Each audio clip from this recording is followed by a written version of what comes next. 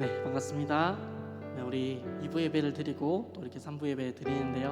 제가 먼저 기도하고 오늘 예배 시작하도록 하겠습니다. 기도하겠습니다. 살아계신 아버지 감사합니다. 아버지 언제나 우리 곁에 계시고 아버지 언제나 우리 곁에 역사하시는 하나님, 아버지 우리가 정말 이 시간 3부 예배로 드려집니다. 아버지 시간 3부 예배로 드리는 것이 정말 하나님의 인도하심에 아버지 왔다고 믿음으로 믿을 수 있도록 붙들어 주시옵소서. 아버지 시간 찬양 드리고 나아갑니다. 아버지 찬양 가사가 온전히 나의 삶에 지을 수 있도록 붙들어 주시옵소서. 아버지 이 순간에도 이후에도 또 계속해서 역사하실 그리스도를 믿으며 감사드리며 살아계신 예수 그리스도 이름으로 기도드립니다. 아멘. 네, 우리 저번 주에 찬양했던 것처럼 문들아 머리 들어라라는 찬양 우리 시간 찬양 드리고 하겠습니다.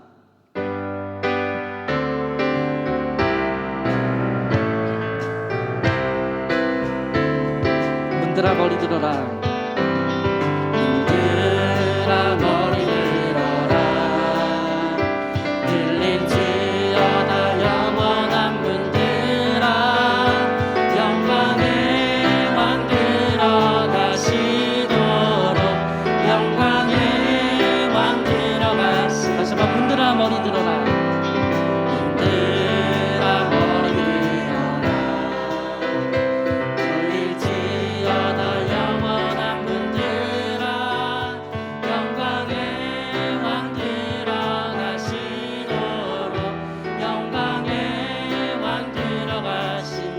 영광의 왕이시뇨 영광의 왕이시뇨 강하고 능하신 주로다 전쟁에 능하신 주시라 나 찬양 위대하신 왕께 만세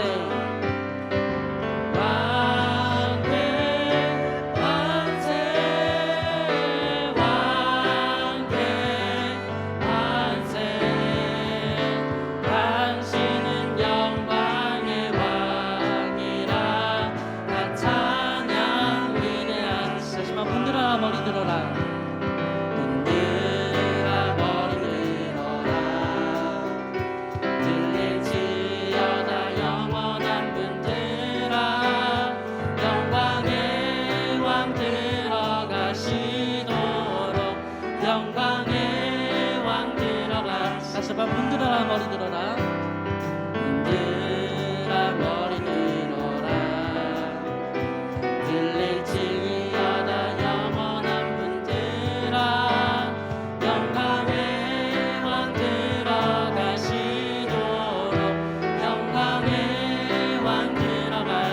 영광의 왕이시뇨 영광의 왕이시뇨 강하고 능하신 주로다 전쟁에 능하신 주시라 나 찬양 위대하신 왕께 만세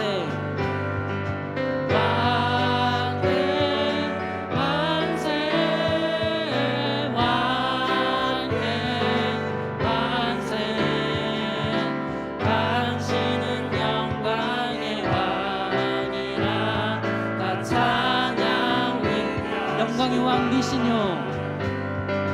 영광의 왕이시뇨 강하고 능하신 주로다 전쟁에 능하신 주시라 다 찬양 위대하신 왕께 만세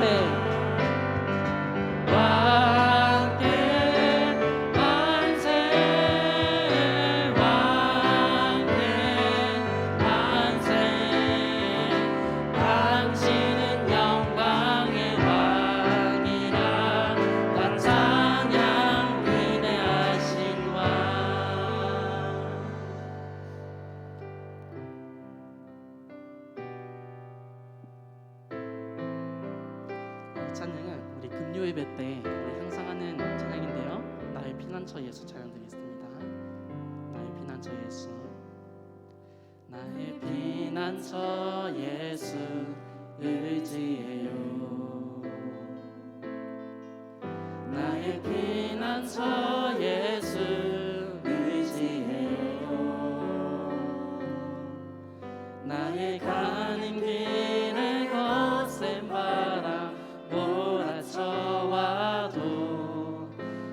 나의 피난처 예수 의지해. 다시 한번 나는 영원히 주님 사랑해요.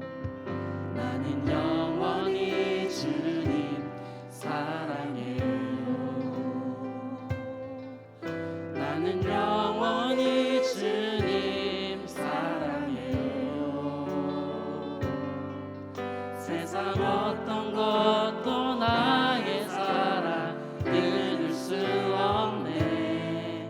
나는 영원히 주님 사랑해요. 아바 아버지,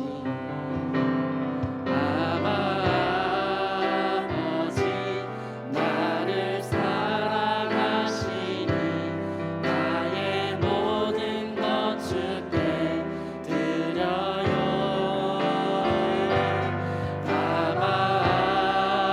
아버지, 내가 여기 주님 영광 위하여, 영광 위하여. 다시 한번 나는 영원히 주님 사랑해요. 나는 영원히 주님 사랑해요. 나는 영원히 주님 사랑해요. 세상 어떤 것도 나의 사랑 끊을 수 없네. 나는 영원히 주님 사랑해요. 아바 아버지, 아버지, 나를 사랑하시니 나의 모든 것 주께 드려요. 아버지, 내가 여기 있으니 주님 교회 위하여 서주세요. 교회 위하여 다시 한번 아버지,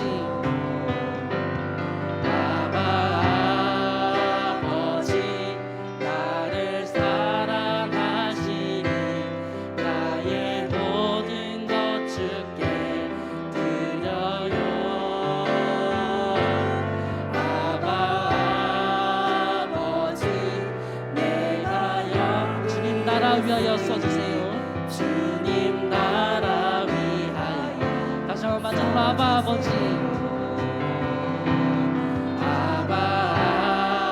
아버지, 나를 사랑하시니 나의 모든 것 주께 드려요.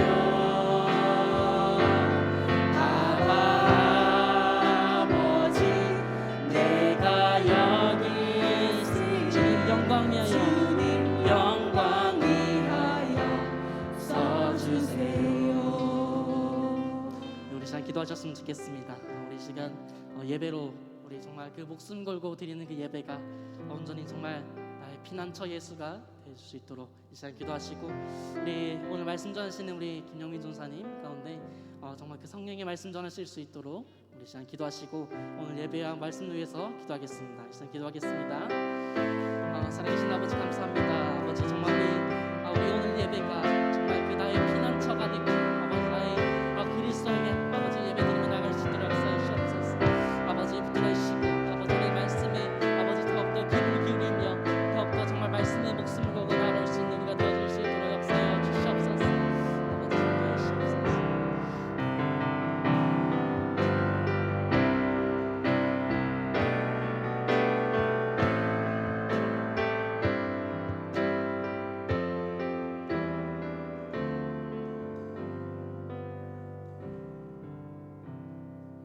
집사님 예배를 위해서 기도해 주심으로 주일 3부 예배를 하나님 앞에 드리겠습니다.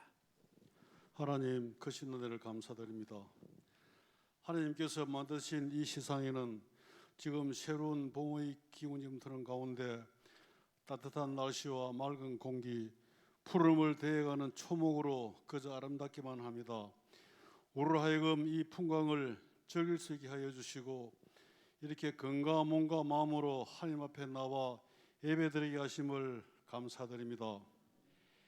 회개하는 자에게 자비를 베푸시고 간구하는 죄인의 기도를 거절치 않으시는 주님의 넓으신 사랑을 생각하며 지나온 시간들 가운데 하나님께서 원하시는 교회의 사명과 성도의 본분을 온전히 감당하지 못했음을 이 시간 고백드립니다. 우리의 가정과 교회가 아기들과 어린 청소년들과 청년들의 울타리가 되어서 하나님 안에서 보호받고 미래를 꿈꾸며 살아가도록 해야 하는데 그렇지 못한 현실을 깊이 한탄하며 회개합니다. 교회에서 많은 사역과 선교를 한다고 하면서도 외롭고 힘든 한 영혼을 사랑하지 못하고 함께 공동체를 온전히 이루지 못하고 있음을 또한 회개합니다. 우리의 기도를 들으시는 하나님, 저희들이 주님께 회개하며 온전한 모습으로 살아가기를 원합니다. 게으르고 어리석은 종들이 주님 앞에 엎드려 진정으로 용서를 비오니 주님의 강대하심으로 저희들을 용서하여 주옵소서. 주님, 코로나의 환란 속에서도 우리 교회가 다시 한번 새롭게 일어서기를 원합니다. 가슴으로부터 지은 죄에 대한 자백이 일어나고 마음으로 탄식하는 회개의 역사가 우리 교회 안에 일어나게 하옵소서.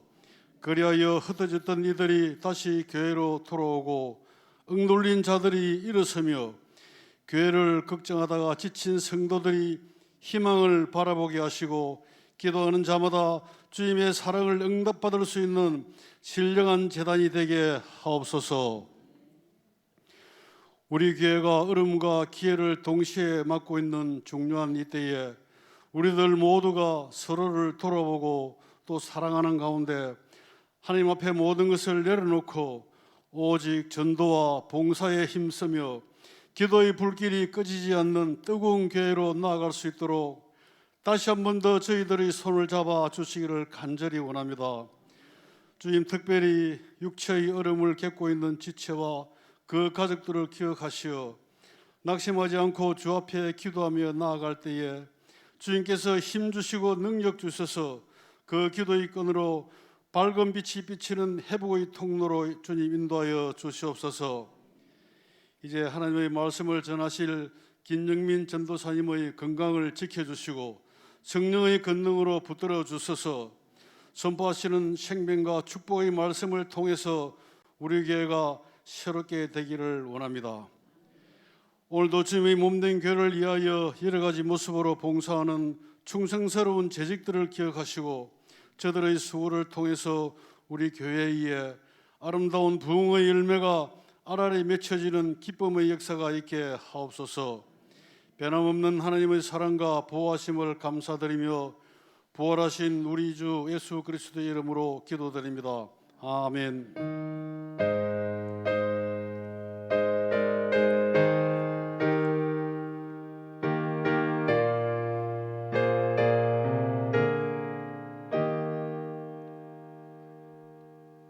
오늘 우리에게 주신 하나님의 말씀은 사무엘상 17장 45절에서 54절 말씀입니다. 구약성경 사무엘상 17장 45절에서 54절 말씀, 구약성경 437페이지 어간에 있습니다. 찾으셨으면 저와 여러분들이 한 절씩 교독하시고 마지막 절은 합독하도록 하겠습니다. 다윗이 블레셋 사람에게 이르되 너는 칼과 창과 단창으로 내게 나아오거니와 나는 만군의 여호와의 이름 곧 내가 모욕하는 이스라엘 군대의 하나님의 이름으로 내게 나아가노라. 오늘 여호와께서 너를 내 손에 넘기시리니 내가 너를 쳐서 내 목을 베고 블레셋 군대의 시체를 오늘 공중의 새와 땅의 들짐승에게 주어 온 땅으로 이스라엘의 하나님이 계신 줄 알게 하겠고 또 여호와의 구원하심이 칼과 창에 있지 아니함을 이 무리에게 알게 하리라. 전쟁은 여호와께 속한 것인즉 그가 너희를 우리 손에 넘기시리라. 블레셋 사람이 일어나 다윗에게로 마주 가까이 올 때에 다윗이 블레셋 사람을 향하여 빨리 달리며 손을 주머니에 넣어 돌을 가지고 물매로 던져 블레셋 사람의 이마를 치매 돌이 그의 이마에 박히니 땅에 엎드려지니라. 다윗이 이같이 물매와 돌로 블레셋 사람을 이기고 그를 쳐 죽였으나 자기 손에는 칼이 없었더라. 다윗이 달려가서 블레셋 사람을 밟고 그의 칼을 그 칼집에서 빼내어 그 칼로 그를 죽이고 그의 머리를 베니 블레셋 사람들이 자기 용사의 죽음을 보고 도망하는지라. 이스라엘과 유다 사람들이 일어나서 소리 지르며 블레셋 사람들을 쫓아 가이와 에그론 성문까지 이르렀고 블레셋 사람들의 부상자들은 사하라임 가는 길에서부터 가드와 에그론까지 엎드려 졌더라. 이스라엘 자손이 블레셋 사람들을 쫓다가 돌아와서 그들의 진영을 노략하였고 다윗은 그 블레셋 사람의 머리를 예루살렘으로 가져가고 갑주는 자기 장막에 두니라. 아멘. 광고 말씀드리겠습니다. 우리 옆에 분과 인사하겠습니다. 반갑습니다. 예배 및 모임 안내를 드리겠습니다. 예배에 참석하시는 분들은 꼭 7대 수칙을 지켜주시기 바랍니다. 얼마 전에 제가 전에 사역했던 교회에서도 코로나 환자가 나왔었는데요. 방송에 나오지 않았습니다. 그 이유가 무엇이냐면 지금은 우리가 7대 수칙을 잘 지켜서 모든 것이 통제가 되고 확실하게 밝혀지면 방송을 하지 않게 되어 있습니다. 그러니까 여러분들이 우리가 어쩔 수 없이 질병에 걸린다 할지라도 우리가 7대 수칙을 잘 지키면 문제가 되지 않는다는 사실을 기억하시고 여러분들이 교회 안에서는 꼭 7대 수칙을 지켜주시기 바랍니다. 대신방이 진행 중에 있습니다. 우리 성도님들 꼭 대신방에 참석해 주시고 또 그 신방을 받으시고 함께 기도할 수 있게 해주시기를 바랍니다. 여러분들 전교인 성경일독 운동 또 기도실이 열려 있으니까 기도하는 일, 말씀 읽는 일에 힘쓰셔서 이럴 때일수록 더 여러분들의 영적인 그 경건함의 능력이 더 강건해질 수 있도록 여러분들을 훈련시켜 주시기를 바랍니다. 우리 권사님들은 꼭 해당되는 날짜에 기도의 당번을 맡아주셔서 우리 교회가 기도의 소리가 끊이지 않을 수 있도록 그 책임을 다해 주시기 바랍니다. 이 시간에는 우리 김영민 전사님 나오셔서 기적의 하나님이라는 제목으로 말씀 전해 주실 겁니다. 여러분들이 말씀을 잘 들으시고 또 말씀에 큰 은혜 받으시기 바랍니다.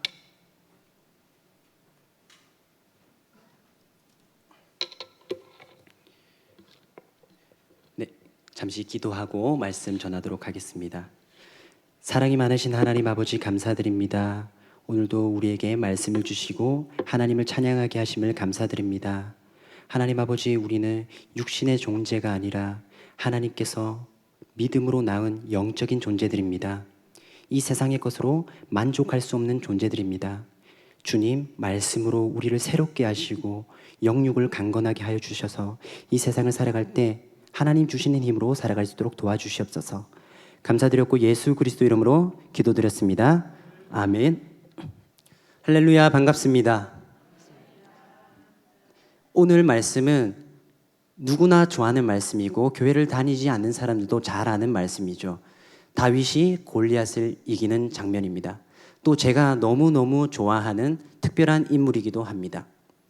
특별히 좋아하는 인물이 있다면 또 특별히 싫어하는 인물도 있겠지요. 가룟 유다, 사울 왕, 골리앗, 이런 인물들은 특별히 안 좋아하는 것 같습니다. 우리 성도님들도 그렇지 않으십니까? 우리 인생에 그러한 사람들은 찾아오지 않길 바라는 것 같습니다. 정말 친하고 소중한 사람들이 배신을 하는 경우, 힘이 강한 자가 힘이 약한 자를 위협을 하는 경우, 감당이 안 되는 힘을 가진 자가 우리에게 어려운 문제를 주는 경우, 이러한 상황 속에서 우리는 믿음으로 반응한다는 것이 굉장히 어려운 것 같습니다.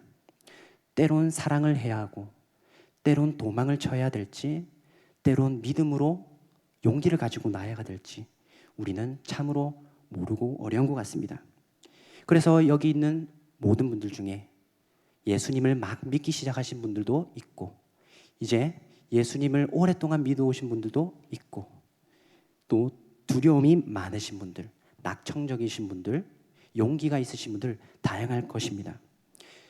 우리는 이러한 다양한 삶 속에서 어려운 문제 앞에서 어떻게 믿음으로 반응해야 될까 고민하고 말씀으로 들여다봅니다.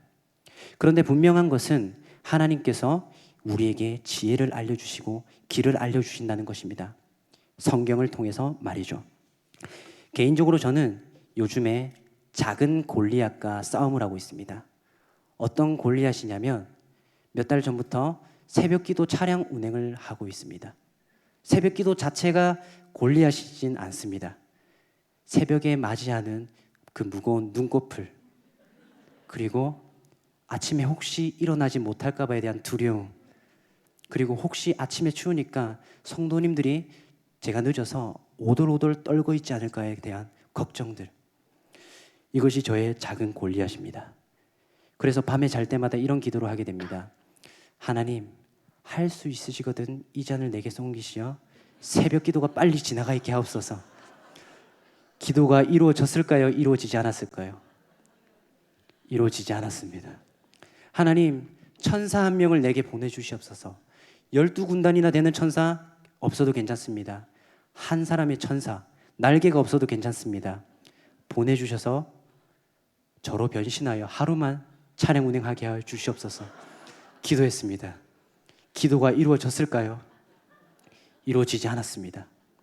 시간이 지나고 한 달, 두 달 지나면 적응이 될 줄 알았습니다. 그런데 더 큰 두려움이 생겼습니다. 요즘 카메라 단속이 심해진 것이었습니다. 그래서 경찰청에서 위반 딱지가 언제 어느 때에 날라올지 모르는 것입니다. 그래서 지금도 제 마음에 이런 두려움이 있습니다. 혹시 오늘도 날라오지 않을까? 한 개, 두 개, 한 개, 두 개. 네, 정말 많이 날라오는 것입니다. 근데 더 두려운 것은 그 위반 딱지를 목사님께서 전해주시는 것입니다. 저는 이렇게 저의 임무의 두려움, 그리고 새벽에 일어나지 못할까 봐에 대한 나태함, 게으름, 이런 것들이 저의 작은 골리앗이고 현재 씨름을 하고 있습니다. 농담 반 진담 반이긴 하지만 여러분들은 어떤 골리앗과 마주하고 있습니까? 관계의 문제, 욕심의 문제, 정욕의 문제, 신앙의 문제인가요? 아니면 정말로 골리앗처럼 크고 무서운 문제가 우리의 생명을 위협하고 있는지요?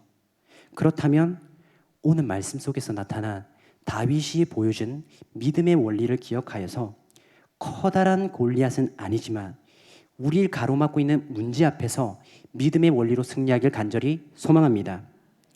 골리앗의 이름은 유랑자, 포로라는 뜻을 가지고 있습니다. 그리고 그 골리앗을 이긴 다윗의 이름의 뜻은 하나님을 사랑하는 자, 하나님께 사랑을 받은 자라는 뜻이죠. 그 골리앗을 어떻게 이깁니까? 우리의 생명을 위협하고 문제 앞에 다가오는 문제를 어떻게 이깁니까? 바로 하나님을 사랑하고 하나님께 사랑받음으로 말미암아 이기는 것이죠. 저와 여러분들이 하나님을 사랑하고 하나님께 사랑받는 자 되기를 간절히 소망합니다. 17장은 영화의 한 장면같이 시작이 됩니다. 엘라 골짜기, 무섭고 위협이 있는 골짜기에 반대편에는 블레셋 진영이 있고 반대편에는 이스라엘 군대의 진영이 있습니다. 블레셋 진영에는 골리앗이라는 커다란 3m의 장수가 서 있습니다. 그 골리앗은 갑옷을 입고 있는데 성경에서 그 갑옷이 얼마나 대단한지 하나하나 기록하고 있습니다. 만약 영화로 만든다면 그 갑옷을 하나하나 확대화해서 얼마나 위대한지 보여줄 거예요. 그리고 그 칼이 얼마나 날카롭고 위협적인지 보여줄 것입니다. 또 블레셋은 그 군인들이 골리앗이 얼마나 기세등등하고 멋지고 또 자신들이 자신감 있게 여겼겠습니까? 그리고 골리앗은 이스라엘 백성들을 향해서 하나님을 모욕하고 군대를 모욕합니다. 반대편 진영인 이스라엘 백성들은 모두가 두려움에 떱니다. 그 커다란 키와 그 무거운 갑옷과 칼에 의해 무서워하고 두려워합니다. 사울 왕과 당시 군사령관이었던 아브넬, 오늘날로 말하면 국방부 장관이겠죠. 이런 회의를 했을 수도 있겠습니다. 왕이시여, 이럴 줄 알았으면 애국과 다른 나라들과 연합훈련이라도 할 걸 그랬습니다. 사울은 이대로 끝인가 이렇게 생각했겠죠. 그러던 중 화면은 전환이 되고 이새의 막내 아들 다윗이 등장합니다. 이때 다윗은 전쟁을 하기 위해 참여한 것이 아니라 도시락 배달을 형들에게 하기 위해서 왔습니다. 두리번 형들이 어디 있나 찾아보다가 형들에게 도시락 배달만 하고 집으로 돌아가려고 했습니다. 그런데 성경은 마침 이스라엘 군대가 블레셋 군대가 진영을 펼치고 있었다고 한답니다. 그리고 마침 골리앗이 등장하여 이스라엘 하나님 군대를 모욕하고 있는 것이었습니다. 이 얘기를 들은 다윗은 깊은 거룩한 분노가 표출이 되었습니다. 옆에 군인들이 있는데 군인들에게 말한 것입니다. 저 사람이 누구에게 살아계신 하나님을 모욕합니까? 옆에 사람들에게 말했습니다. 그러자 큰형 엘리압이 다윗을 막아섭니다. 지금 너가 무슨 일이길래 여기 와서 이러고 있느냐? 집에 가서 양이나 치지. 지금 너는 교만하고 완악하도다. 가만히 있으라 얘기합니다. 이 이야기를 주변에서 들은 군인들은 사울 왕에게 보고를 하죠. 그리고 사울 왕은 그 이야기를 듣고 일단 다윗을 불러들입니다. 그리고 다윗은 우리가 알듯이 전쟁에 참여하여 열심히 물맷돌을 돌려서 골리앗을 맞춰서 승리를 거두게 되죠. 아무도 감당할 수 없는 그 큰 키를 가진 문제 앞에서 이스라엘 백성들은 속수무책 당할 수밖에 없는 상황이었습니다. 그런데 그때 누가 승리를 거두나요? 도시락 배달을 하러 온 다윗이 승리를 거둡니다. 우리는 이것을 기적이라고 믿습니다. 아멘이십니까? 가장 큰 키인 3m의 골리앗을 집안의 막내, 양을 치는 목자, 도시락 배달하는 다윗이 골리앗을 이긴 것, 이것은 우리가 기적이라 부르고 우리의 승리의 삶으로 가져오고 싶어 합니다. 그렇다면 이 본문에서 말하는 진짜 기적은 무엇일까요? 기적이 어디 있는 걸까요? 다윗이 골리앗을 대치하고 이기는 그 순간 기적이 정확하게 무엇일까요? 세 가지 경우의 수가 있습니다. 첫 번째는 다윗은 가만히 있고 허수아비처럼 가만히 있는데 하나님께서 다윗을 조종하여서 물맷돌을 던져서 맞춘 경우가 있고, 두 번째, 다윗은 물맷돌을 아무렇게나 던졌는데 그 물맷돌을 하나님께서 조종하여서 골리앗 머리에 맞춰서 맞춘 경우가 있습니다. 그리고 마지막 세 번째, 다윗은 들판에서 아무도 관심을 가져주지 않고 아무런 기대가 없는 자였지만 하루하루 하나님께 찬양하고 기도하고 의지하면서 성실하게 훈련하며 사자와 곰으로부터 양을 지켰듯이 동일하게 용맹하게 골리앗에게 던져서 맞춘 경우가 있습니다. 마치 양궁을 열심히 해서 맞추었듯이 말이죠. 몇 번일까요? 3번이겠죠. 성경은 조금 더 정확하게 말하면 승리를 이렇게 표현하고 있습니다. 오늘 45절 말씀입니다. 함께 읽어보도록 하겠습니다. 다윗이 블레셋 사람에게 이르되 너는 칼과 창과 단창으로 내게 나가오거니와 나는 만군의 여호와의 이름 곧 내가 모욕하는 이스라엘 군대의 하나님의 이름으로 내게 나아가노라. 아멘. 그가 하나님의 이름을 믿고 나아갔다는 것입니다. 하나님의 이름이 승리에 있었다는 것이죠. 승리는 어디에 있고 기적은 어디 있을까요? 오늘 말씀 속에서는 하나님을 믿었다는 것입니다. 아주 당연한 이야기지만 기적은 하나님을 믿는 것 자체가 벌써 기적인 것이죠. 이 세상의 험하고 모진 세력을 우리가 어떻게 감당할 수 있을까요? 하나님을 믿는 것이죠. 문제 앞에서 갈등 앞에서 우리는 하나님을 믿는 것으로 세상에 반응을 할 수 있습니다. 말씀을 처음에 준비할 때는 하나님의 기적이라고 지었습니다. 그런데 말씀을 준비하는 동안 기적의 하나님이라고 제목을 바꾸었습니다. 왜냐하면 하나님의 존재 자체가 기적이시니까요.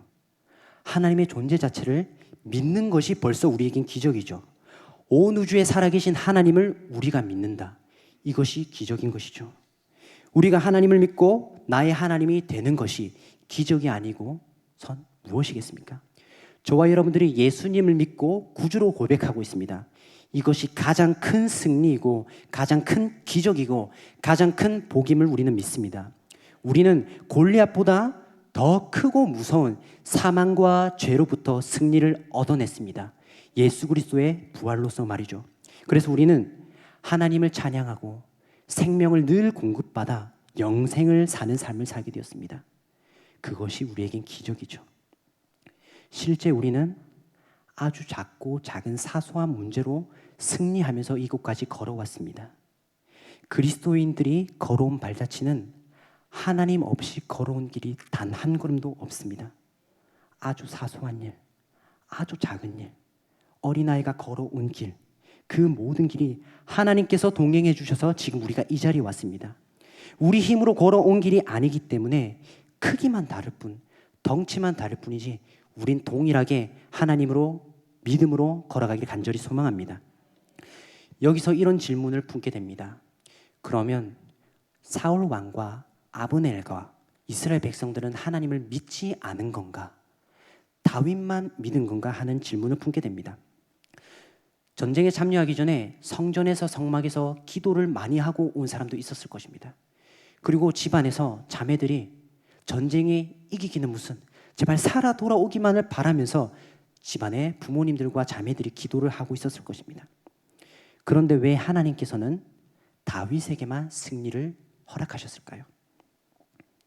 사울과 이스라엘 군대 그리고 다윗의 차이점은 쉽게 말하면 이것입니다. 사자성어인데요, 지피지기입니다. 손자병범에서 나온 말인데, 지피지기, 적을 알고 나를 알면 백전불태 100번 싸워도 위태롭지 않다는 말입니다. 다윗은 적을 분명히 알았고 자신이 누구인지 분명히 알았습니다. 적 블레셋 골리앗 장군은 어디서 온 것일까요? 갑자기 어느 날 뚝딱 골리앗이 등장한 것일까요? 성경은 그렇게 기록하지 않고 있습니다. 골리앗의 출신 가드는 블레셋의 3대 중요한 도시 중에 하나였죠. 가사, 가드, 아스돗이었습니다. 공교롭게도 이 세 지역은 이스라엘 백성들에게 뼈아프고 수치스러운 역사를 낳았습니다. 가사는 삼손이 들릴라 기생 여인에게 유혹을 빠졌던 곳이죠. 아스돗은 하나님의 법궤를 빼앗겼던 곳이죠. 가드는 어딜까요? 골리앗이 나와서 우리 하나님을 모욕한 곳입니다. 왜 하나님께서는 이런 아픈 역사를 허락하실까요? 이런 생각이 들지만 이것은 하나님의 말씀에 온전히 순종하지 않은 이스라엘 백성들의 탓입니다. 분명 가나안 땅에 들어갔을 때 가나안의 땅의 모든 족속을 멸하라고 했습니다. 그런데 척결해야 됐고 심판했어야 됐고 남녀노소 누구나 다 죽여야 됐습니다. 그런데 98%만 진행하고 2%를 남겨놓았습니다. 그 2%가 어디냐? 바로 아스돗, 가드, 가사입니다. 평화가 왔다고 생각하고 자기들이 이겼을 거라고 생각하니까 하나님의 말씀에 온전히 다 순종하지 않은 것이죠. 하지만 완전히 다 순종하지 않으면 말씀에 완전히 순종한 것이 아니죠. 사라져야 했어야 할 녀석들이 계속해서 등장해서 이스라엘 백성들을 괴롭히는 것입니다. 그 거인족들은 원래 없었어야 되는 것입니다. 그런데 이스라엘 백성들이 순종하지 않음으로 인해서 이스라엘 백성들을 괴롭히게 하는 것이죠. 우리도 마찬가지입니다. 말씀에 온전히 100% 순종하지 않는다면, 마음을 다하고 뜻을 다하고 힘을 다하여 순종하지 않는다면 우리를 괴롭히는 문제들은 끝까지 찾아올 것입니다. 그래서 우리는 천국 가는 그날까지 이 성경 66권을 마음속으로 받아 최선을 다해서 살아가길 소망합니다. 성경에서 거인 앞에 섰던 사람은 다윗뿐만이 아니었습니다. 누군지 기억하시는지요? 가나안 땅에 들어가기 전 가나안 땅 전탕군 12명이었습니다. 이 12명은 보고를 내렸습니다. 그 땅은 적과 꿀이 가득하고 거인족이 산다고 했습니다. 10명은 이런 평가를 내렸습니다. 우리는 그곳에 절대로 못 들어갑니다. 그런데 나머지 2명 갈렙과 여호수아는 그곳은 우리가 들어갈 수 있다. 그 거인들보다 훨씬 더 큰 하나님을 두려워하였죠. 이 전쟁 역시 동일한 연장선입니다. 거인 블레셋을 두려워하느냐, 하나님을 두려워하느냐, 그 아낙 자손을 두려워하느냐, 아니면 하나님을 두려워하느냐. 오늘날도 이 전쟁의 연장선에 있습니다.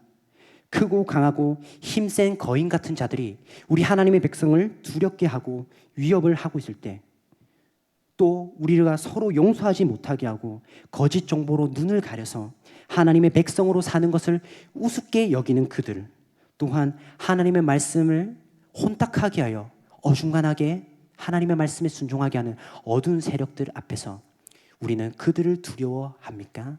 아니면 하나님을 두려워합니까? 저와 여러분들은 갈렙, 여호수아, 다윗입니까? 아니면 사울, 아브넬, 이스라엘 10명의 정탐꾼입니까? 간절히 바라기는 다윗과 여호수아, 갈렙같이 거인들 앞에서도 하나님의 이름으로 당당하게 나가는 하나님의 군사 되기를 간절히 소망합니다. 다윗은 그 적이 하나님 앞에 당연히 무너져야 했던 적인 것을 알고 있었습니다. 또한 다윗은 자신이 누구인지 분명하게 알고 있었습니다. 적과 골리앗 그리고 자신을 구별 지을 줄 알았습니다. 오늘 말씀은 아니지만 17장 26절에선 이렇게 얘기하고 있는데요. 함께 읽어보도록 하겠습니다. 다시 곁에 서 있는 사람들에게 말하여 이르되 이 블레셋 사람을 죽여 이스라엘의 치욕을 제거하는 사람에게는 어떠한 대우를 하겠느냐?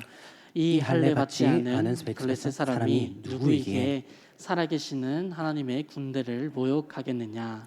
아멘. 아멘. 여기서 주목할 단어는 다윗이 화를 내면서 저 할례 받지 않은 자가 누구냐라고 얘기하고 있습니다. 할례란 뜻은 하나님과 이스라엘 백성들 간의 언약, 약속의 증표지요. 남성의 생식기 끝에 표피를 칼로 베는 것을 의미합니다. 그런데 전쟁을 하고 있는데 갑자기 왜 이런 할례를 언급하는 것일까요? 이 장면은 마치 복음서에서 예수님이 동문서답하는 듯한 느낌을 줍니다. 그 당시의 상황을 들여다보면 이렇습니다.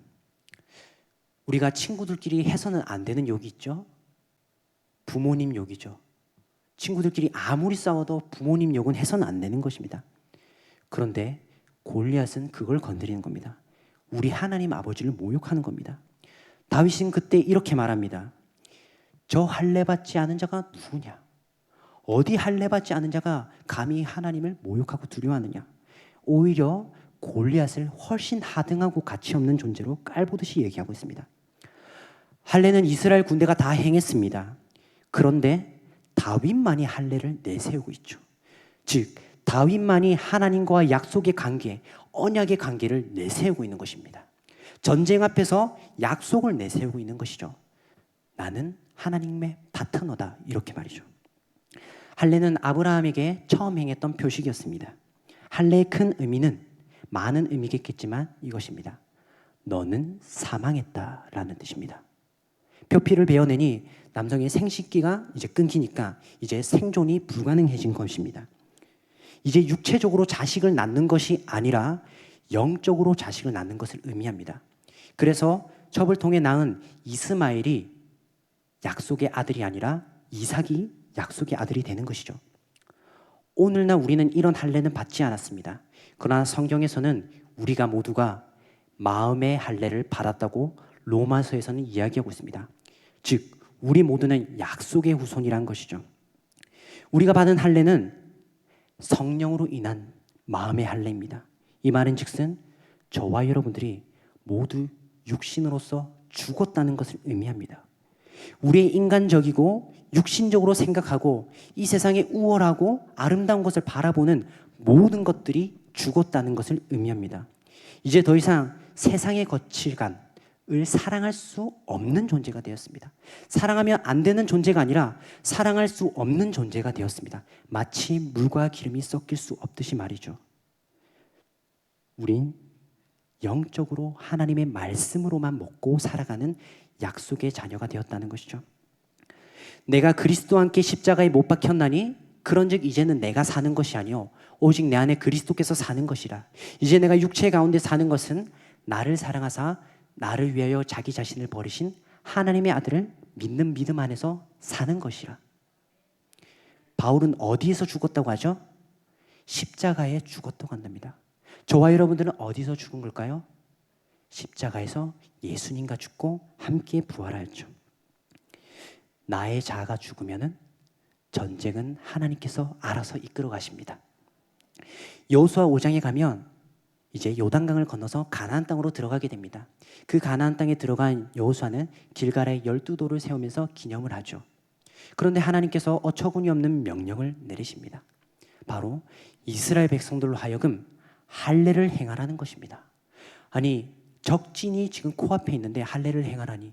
하나님 요단강 건너기 전에 명령해 주셨으면 좀 아니 좋습니까? 그런데 여호수아는 그 말씀에 순종하였을까요? 순종하지 않았을까요? 순종하였습니다. 그 산에 장정들이, 군인들이 다 누워서 할례를 받습니다. 그래서 그 산 이름을 할례산이라고 합니다. 그 땅은 가나안 땅이었습니다. 언제든지 적이 쳐들어올 수 있고 언제든지 전쟁을 할 수 있는 상황이었습니다. 그런데 이스라엘 백성들의 전투력은 제로였고 언제든지 당할 수 있는 위치였죠.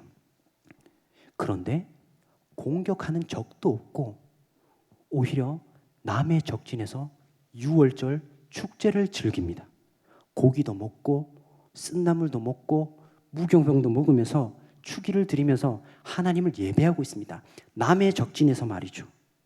남의 적진에서 할례를 행하는 그 배짱, 거기에 더해 추기까지 드리고 예배를 드리는 그 여유. 모세가 살아있었다면 모세도 아마 기가 막히지 않았을까 싶습니다. 무엇을 말해줍니까? 이것은 전쟁에 앞서서 중요한 것은 하나님과 우리의 약속, 언약이 중요하다는 것을 알려줍니다. 전투력과 힘의 논리로 세상과 싸우는 것이 아니라 우리는 하나님의 약속으로 싸워 나가는 존재인 것이죠. 이후 첫 성인 여리고성에 들어가서 사람의 상식으로 이해되지 않는 방법으로 그 여리고성을 무너뜨립니다. 하나님께서 승리를 허락하신 것이죠. 이스라엘 백성들이 이 역사 의식이 있었지 않겠습니까? 할례의 그 의미를 알고 있다면 전쟁은 여호와께 속하였다는 것을 알고 있지 않겠습니까? 다윗은 이 의미를 알고 나아간 것이죠. 하나님이 나와 함께 하신다면 전쟁이 내게 허락된 것이 아니라 하나님께서 승리하여 주신다는 것이죠. 오늘 47절 말씀을 저와 여러분들이 함께 읽어보도록 하겠습니다. 또 여호와의 구원하심이 칼과 창에 있지 아니함을 이 무리에게 알게 하리라. 전쟁은 여호와께 속한 것인즉 그가 너희를 우리 손에 넘기시리라. 아멘. 우리는 골리앗과 같은 커다란 존재 앞에서 똑같은 방식으로 싸우고 그보다 더 힘을 세게 해서 싸우려고 하면 우린 절대로 이길 수 없는 싸움이고 승산이 없는 싸움입니다. 왜냐하면 하나님께서 그렇게 설계를 해두었습니다. 왜냐하면 우린 육신의 존재가 아니기 때문에 그렇습니다. 오직 하나님과 친밀한 사랑의 관계, 약속의 관계에 있을 때에야만 그 육신의 존재 골리앗을 우리가 이길 수 있는 것이죠. 이렇게 얘기할 수도 있겠습니다. 저는 다윗이 아닙니다. 다윗은 옛날 사람이고 오늘은 오늘날을 살아가지 않습니까? 무슨 그런 이야기가 통할 수가 있겠습니까? 다윗의 승리는 우리의 승리와 괴리감이 너무 있습니다. 현실감이 없는 것 같습니다. 그렇습니다. 저도 너무 그런 것 같습니다. 골리앗을 이기한 이야기가 우리의 삶과 멀리 너무 느껴지지만 골리앗을 이기기 전까지의 삶은 우리와 너무 닮아 있습니다. 아니, 너무나 똑같습니다. 아버지에게 무시당하고 형제들에게 무시당하고 들판에서 홀로 외로이 있을 때 말을 걸 상대는 양밖에 없습니다. 그런 상황 속에서 다윗은 하나님을 믿어온 것이죠. 진정한 기적은 다윗이 골리앗을 이겼다 하는 것에 있는 것 그 자체가 아니라 아무도 주목하지 않고 아무도 관심을 가져주지 않고 양을 치는 그 일에 공과 사자의 발톱으로부터 지키고 더위와 추위 속에서 하나님을 믿었다는 것이죠. 매 순간 하나님을 믿은 것, 그것이 기적인 것이죠. 사망의 음침한 골짜기를 다닐지라도 해를 두려워하지 않음은 주의 지팡이와 막대기로 나를 안위하심을 믿습니다. 이 위험천만한 광야 속에서 나를 풀밭에 누이시며 실만한 물가로 인도하시는 겁니다. 시편 23편 6절에서는 이렇게 얘기하고 있습니다. 내 평생의 선하심과 인자하심이 반드시 나를 따르리니 내가 여호와의 집에 영원히 살리로다.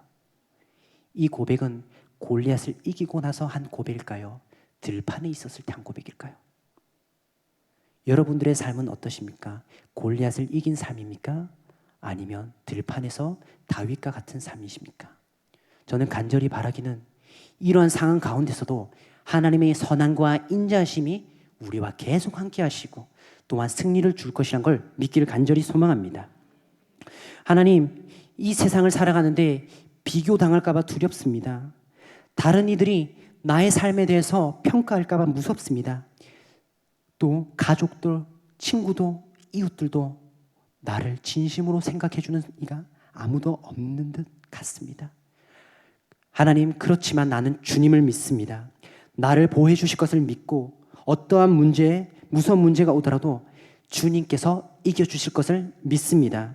또한 잠깐이며 뒤처지는 이 세상 속에서 쉼과 안식을 허락하여 주시는 하나님을 믿습니다. 그리하여 이 주일에 하나님을 나와 하나님께 예배드리고 찬양하며 안식을 누리는 자들이 되기를 간절히 소망합니다. 말씀 맺도록 하겠습니다. 우리가 어떤 귀중하고 소중한 존재인지 깨닫길 간절히 소망합니다. 사실 이 세상은 너무나 불공평합니다. 왜냐하면요, 하나님의 약속의 자녀들에게만 비밀과 계시가 허락되었기 때문에 그렇습니다. 오직 우리 약속의 자녀들에게만 하나님의 채우심과 보호하심과 위로하심과 사랑이 우리에게만 허락되어 있습니다. 그리고 그러한 힘으로 육신으로 사는 사람들을 우리는 이길 줄 믿습니다. 저는 여러분들이 간절히 바라기를 세상 속에서 열심히 물맷돌을 돌리면서 하루하루 하나님을 믿습니다. 하나님은 나를 보호하심을 믿습니다. 고백하면서 싸워 나가길 소망합니다. 그리고 우리의 가정을 지키고 우리의 주변 이웃들을 지키면서 우리 교회를 함께 지켜나갈 때 하나님 나라가 세워갈 줄 믿습니다.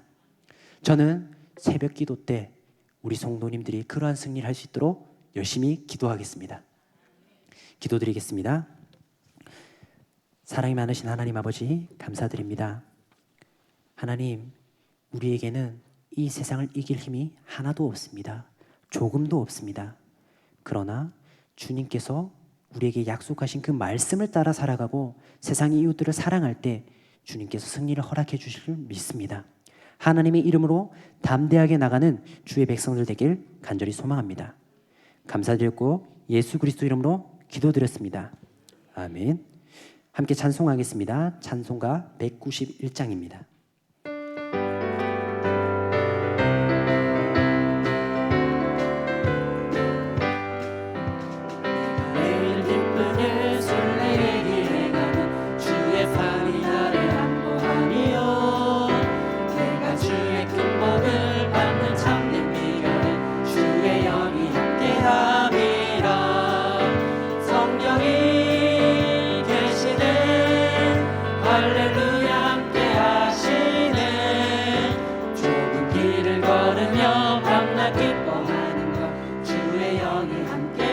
적의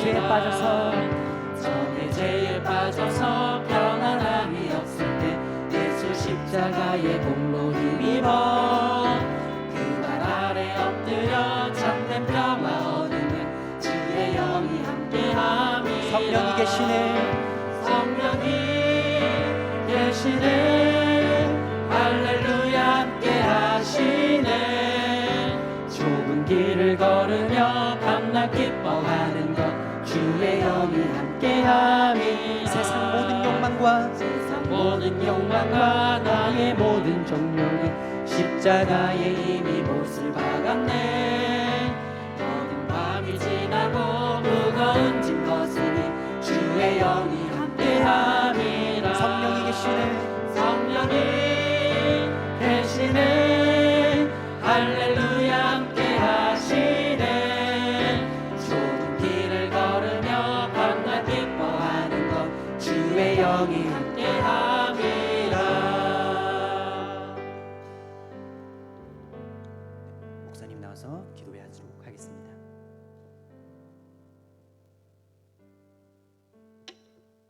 우리 말씀을 놓고 잠깐 기도하는 시간을 갖도록 하겠습니다. 여러분 삶의 앞에 있는 골리앗들이 있을 겁니다. 그것이 질병일 수도 있고 그것이 옆에 있는 가족들 수도 있고 또 내가 감당해야 될 책임들과 의무들도 일 수도 있습니다. 하나님, 나의 힘으로는 할 수 없지만 나와 약속하신 그 하나님을 믿는 믿음으로 하나님, 내가 그 골리앗들을 이길 수 있는 은혜를 허락하여 주옵소서.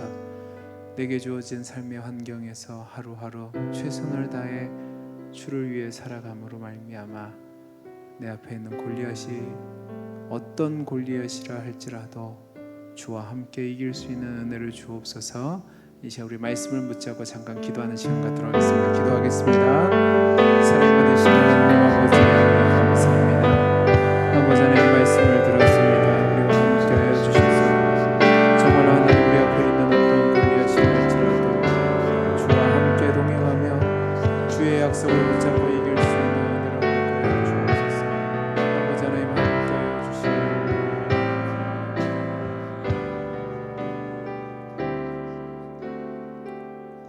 이제는 우리 주 예수 그리스도의 은혜와 하나님 아버지의 크신 사랑과 성령 하나님의 감동하심이